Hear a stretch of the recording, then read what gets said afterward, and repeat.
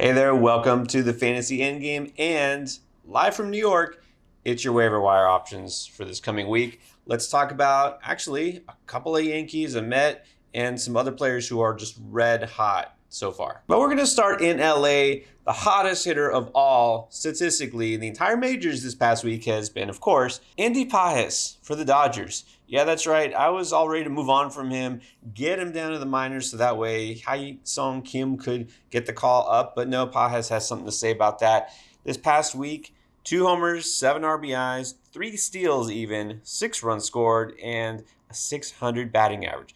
Yeah, he might stick around a little bit longer if he keeps playing like this. Now, here's the question. Will he keep hitting like this? You should know the answer is no. There's no way he's going to keep hitting like this, but will he hit enough to stick around to be worth playing, on a semi-regular basis for your fantasy lineup? And the answer, as always, is it doesn't really matter. When there's a player who has gone from having a pretty disappointing season, to be honest, and does not have the track record of being a successful fantasy player, where we can just give him the benefit of the doubt, like Pages, still a young player, a ton of offensive upside and promise. He was one of their top prospects. He's starting for the Dodgers for a reason, right? Even despite the low average. So it's not like this is a total shock, but still, will he keep it up to some extent? He may, but he's going to cool off, just like Kyron Paris, just like any player who gets insanely hot. But again, it doesn't matter. You pick him up, you keep it going while he's hot, and as soon as he gets cold, you ditch him and you move on to the next waiver pickup. That's just how it works. This next player, I think, might stick around, at least for deeper fantasy leagues. It's Jordan Beck of the Colorado Rockies. And I'm very grateful, actually, for his recent hot streak, because to me, this is sort of like vindication, because I liked Beck as a deep sleeper. I drafted Beck in actually several leagues. And man, that looked like a huge mistake after the first couple of weeks. He was horrible, and he got sent down, just like that. I mean, it was super quick, and then Zach Veen got called up, and we thought, well, that's it. We're not going to see Beck again, because why would they? Veen, their top prospect, he struggled even more. And man, it didn't take long for them to send him back down. And Beck got called right back up, and he is making up for lost time. He's hitting like they wanted him to hit in the first place. So basically, it worked. I mean, I hate to say props to the Rockies because they haven't done much of anything right. Beck got motivated. It is working. Over this past week alone, hitting 385 with 5 home runs, 6 RBIs, 7 runs scored, and even a stolen base. When he got sent down initially, his batting average is at 150. He didn't have any home runs. But since being recalled in the middle of April, he's hitting 333 with all 5 of those home runs. And because of that, he's moved up to second in the lineup. Again, that doesn't take much because it's the Rockies, and who else are they going to put there? But still, at the very least, as I mentioned, with Brenton Doyle, he's a good player. He can turn things around. Jordan Beck is hot. We've got a couple of talented players. Hunter Goodman is hitting pretty well. We just need something to happen with Brian McMahon. Again, what is going on? How could you possibly turn that bad? Either he's going to need to be sent on a mercy IL stint or something. But anyways, Beck is a talented player. I was hoping that he would take grab of the right field job, and now, finally, he has. I'm a believer. I'm buying into it, and I think you should too. All right, now another player I liked as a sleeper in the preseason, but has definitely not been fantasy relevant, is Joey Ortiz of the Milwaukee Brewers. Now, Joey Ortiz is finally doing something. He's starting to hit a little bit, and he's almost got that batting average up to 200. Keep it going, Joey. There is some fancy value with Ortiz if he starts to hit like he's doing last week.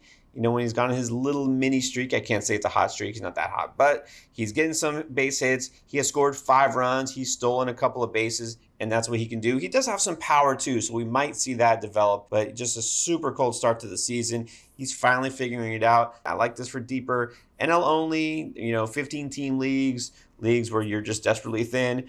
I'll take a chance on Ortiz. Remember, he does qualify at both third base and shortstop, so that's nice. I'm keeping my eye on here. I'm not rushing out to add him because, again, it's not like he's been on fire, but maybe this is the start of something, like a little spark to the rest of his season. Now, a guy who's just getting his season started is Dalton Varsho for the Toronto Blue Jays, a name that we all know. Used to be a catcher, moved to a center fielder, used to be with Arizona, now with Toronto, and he's been largely forgotten, not just because he's been the IL all season. He's been forgettable really since last year. One thing that you may have seen is that amazing catch that he just made the other day. It was ridiculous. I'm sure you've seen the replay. If not, you should go check it out. Okay, we know he's a great fielder. That has never been a question. The defense is there, but we don't care, right? It's fantasy. Where's the offense? Well, in his second game, he did hit a home run. We know he's got the power with Varsho. If you're skeptical, you are right to be. His numbers have kept declining year after year, which is odd because he's just now basically in the prime of his career at 28 years old. Moving to Toronto, at least from Arizona, based on ballpark context, should have been better, if not at least even. I'm not sure what has been going on, but last year, a ridiculously bad 261 ex-WOBA, some of the worst marks in the majors. And year after year, we've seen his homers decline from 27 to 20 to 18. His batting averages also declined from 246 all the way down to 214 last year over the last 3 seasons. Losing catcher eligibility was the first blow, and then, basically hurting you in batting average while not getting you the power that you wanted. Yeah, he just isn't a guy who needed to be rostered. So why should we roster him now just because he's playing?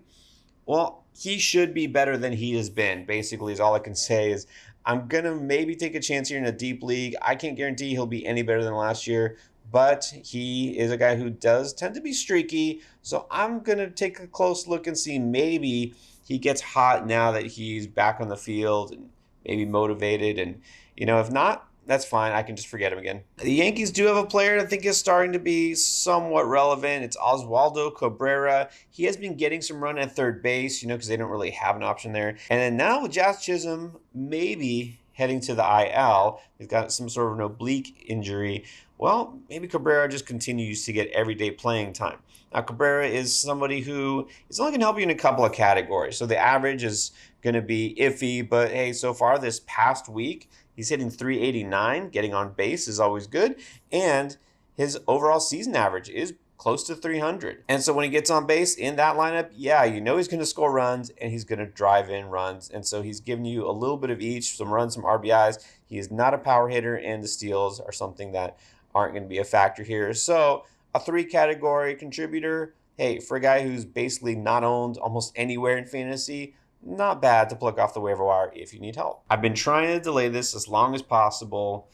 Griffin Canning for the Mets. And I say this for a reason. If you've been with me for years, I used to be a Griffin Canning truther. I know I have to confess. I thought Griffin Canning was going to be it.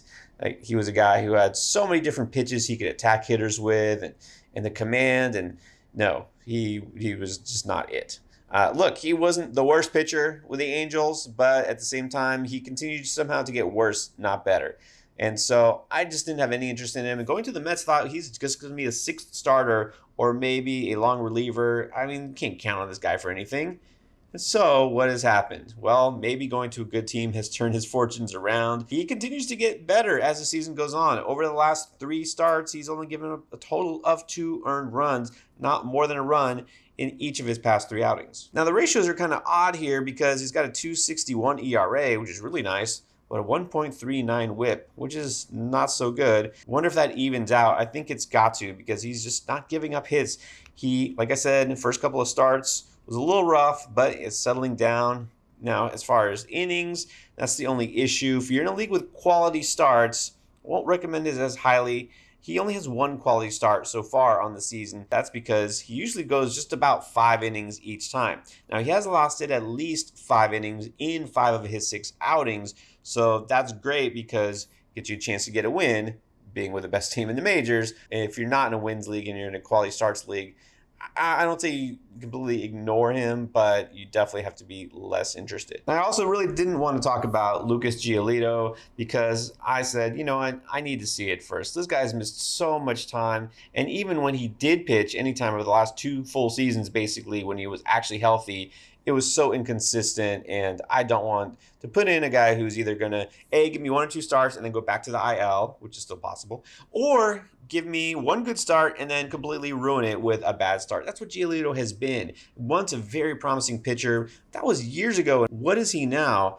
It's hard to even say. But I am going to talk about Giolito because he did make his season debut with the Red Sox. He went 6 innings, which was a nice surprise. 90 pitches on the day. Struck out 7. And you know what? His next start, he gets the Rangers. That's right, the Rangers, who still have the worst offense statistically in the major leagues. Maybe this is a time to take a chance on Giolito. Now, I'm always going to be waiting for the other shoe to drop, and it still very well may do that. But you know what? If you need pitching help and you're getting down to this depth for starter, not just streaming, fine. This guy does have the talent in a pretty good situation. Maybe this is the time to do it. All right, once again, we got several closer options for you. If you're looking for help on the waiver wire, you shouldn't need it. Let's start with a guy who is not available everywhere. I get it. Most competitive leagues, Luke Weaver is taken already. But not everywhere, because apparently on ESPN, only 50% owned, and on Yahoo still not even 60%. So there are a lot of leagues where you can go pick up Luke Weaver, and maybe some people are on the fence because you don't know. Like, yeah, he's going to get, according to Aaron Boone, get a lot of save opportunities. Well, he only got 2 saves on the season, but if Devin Williams is out of that closer role, Luke Weaver should be the guy. I mean, they may go to some other pitchers here and there, but it's going to be Weaver. Why wouldn't it be?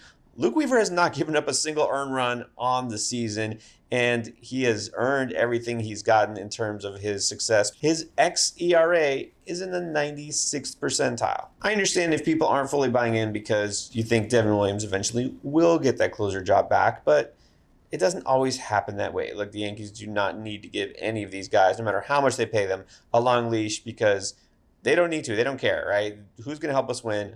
Bottom line, money is not an object, all right, for the Yankees. So I think they want Williams to be the guy, and eventually I think he will get that closer job back. But man, Weaver has been so good. Even if he doesn't get you a bunch of saves, he's helping you by not allowing earned runs. So I think Weaver is a strong ad pretty much anywhere. And then surprise, surprise, another new closer in Arizona. I did mention this on the preseason video where I talk about those deep closer sleepers. Look, I liked AJ Puck as the guy to start the season. He was the guy to start the season. And then I said, if all else fails, Kevin Ginkel, kind of your break glass in case of emergency closer. And here we are already, and it's just barely May. I know everybody was all over Justin Martinez, but this is why I was not over Justin Martinez. You cannot throw that hard without something going wrong. And guess what? Pulled from his last start, not just because he was bad. He did give up a couple of walks and a home run, but lifted mid-inning, and sure enough, there's something they're going to check out. With Puck down, Martinez out, Ginkel is next. And Ginkel does have closing experience. Last year, he only had 5 saves, but he had some nice ratios. I mean, he's not going to hurt you, right? He's not going to get blown up. 3.21 ERA, 120 whip with those 5 saves, and he's going to be trusted. I also feel like I need to mention Emilio Pagan for the Reds. I know he's actually still out there in a lot of leagues. So talking about guys who are in and out, with Weaver possibly being the guy in New York, and Devin Williams being out. Well, Emilio Pagan has been the guy, and he's still the guy, but Alexi Diaz is definitely not the guy because he is out. He has been optioned. He's not getting that job back. I think it's clear that we can say goodbye to him for this season.